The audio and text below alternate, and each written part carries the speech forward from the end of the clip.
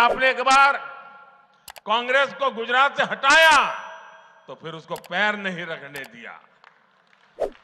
साथियों, आज भी कांग्रेस के पास न मुद्दे हैं और न ही कोई विजन है और न ही उनके पास कोई काम करने का जज्बा है। आप याद कीजिए 2014 में जब मैं पहली बार लोकसभा के मैदान में आया तो 2014 में कांग्रेस के मुद्दे क्या थे? तब कांग्रेस ने यही चला, ये चाय वाला क्या करेगा, ये गुज्जू क्या करेगा, ये उसको गुजरात की समझ है, देश की क्या समझ है, ये दाल भात खाओ वाला क्या करेगा, यही चलता था। कांग्रेस की सभा में चाय की कितली लेकर के बेची जाती थी, देखो ये मोदी आया, ये मेरी मजाक उड़ाई जाती थी। लेकिन देश ने उनकी हरकतों को ऐसा जवाब दिया जो कभी 400 सीट लेकर के बैठते थे वो 40 पर आ गए। 2019 में जब दूसरा चुनाव आया उन्होंने कोई सबक नहीं लिया और क्या किया? 2019 के चुनाव में निकल पड़े, चौकीदार चोर है, याद है ना, चिल्लाते थे और कहते थे मोदी खून की दलाली करता है।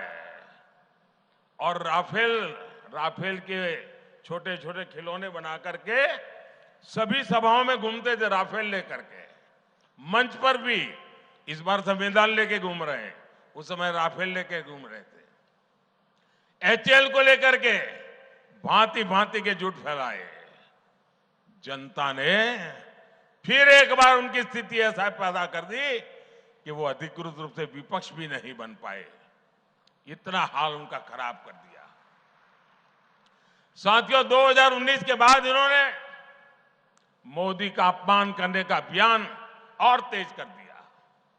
कांग्रेस के शहजादे ने गर्व के साथ पूरे मोदी समाज को, पूरे ओबीसी समाज को चोर कह दिया।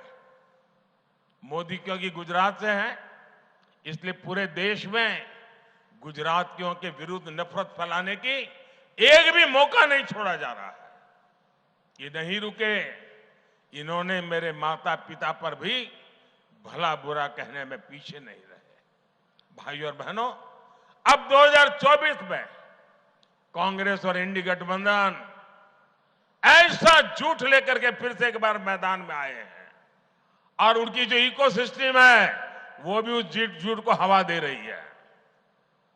संविधान दिखाते हैं, आरक्षण ले लेंगे इसका डर दिखाते हैं, पूरी तरह मनगढ़ंत गपबाजी, यही उनका काम है। कभी कहते हैं मोदी को कोई परिवार नहीं है, तो क्या परिवार वालों को भ्रष्टाचार करने का लाइसेंस मिल गया है क्या?